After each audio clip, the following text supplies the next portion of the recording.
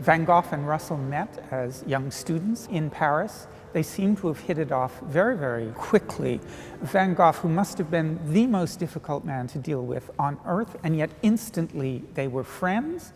A couple of years after Russell had enrolled at Courmons, an awkward student arrives from Holland, Vincent van Gogh. Van Gogh is an outsider and he's difficult. He says what he thinks. He's confronting to the other students and criticising their work. Perhaps Russell also identified as an outsider, hadn't given up colonial society to be where he was, and he and Vincent developed this very close friendship. This exceptional drawing by Russell of Vincent van Gogh was done around 1886 to 1887 when Van Gogh and Russell were studying together in Paris at the Atelier Courmons. And this actually records that moment. It's an intimate friendship.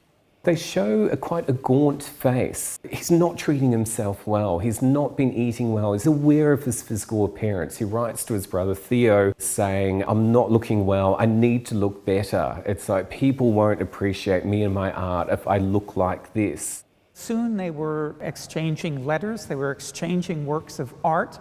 Russell painted the portrait of Van Gogh that Van Gogh said was his favorite. It's one of the most moving portraits of Vincent that exists by another artist, shows insight into his character, and Vincent's strong identification with being a professional artist. Russell puts him into a suit. He looks like he's an artist heading off into his future, which he inscribes to Vincent in friendship. Until the end of Van Gogh's life, which wasn't all that long, they seem to have had an extraordinary bond.